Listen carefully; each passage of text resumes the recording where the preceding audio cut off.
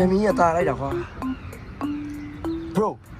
လိုင်းမောင်မှာလူတွေကပြောကြတယ် B-box လုပ်ရင်လည်းဇရွေးစင်တယ်တဲ့အဲ့စကားမှန်လားလို့ မှားတယ်လေဟုတ်ဆိုတော့ဒီပေါက်လုံးလေနဲ့ပဲဆိုင်တာသိရ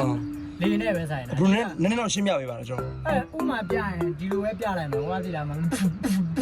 ဘယ်မှာတသွေးထွက်လို့လဲသိရမလားလေကိုပဲလောက်อ่ะသူများလို့အဲ့တသွေးကြီးကိုတင်အဲ့လိုလုံးမှတသွေးထွက်ပြီပေါ့သိရမလားကိုရကြောင့်လေပဲလောက်ရတာလေပဲလောက်လေကိုအဝင်အထွက်အဝင်အထွက်ဟုတ်တယ်ဟုတ်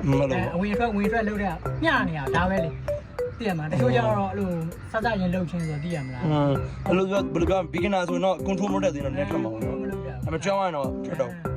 တစ်ခါလေးတော့နည်းနည်းပါးပါးထွက်မယ်နော်နည်းနည်းပါးပါးဒါပေမဲ့ဟိုလိုကြီးရုပ်ပြစင်းမဲ့ကြောင်းမဟုတ်ဘူးနော်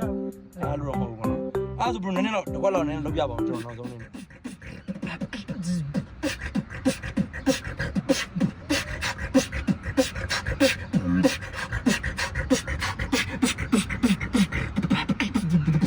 ထွက်လို့ထွက်ဘူး bro ထွက်အောင်နော်ထွက်ဘူး bro ပါစက်ကိုကြောက်စရာကြည့်နေအောင်ထွက်ပါလူရတယ်နော်ရှောက်ပြောကြနေမှာဟာ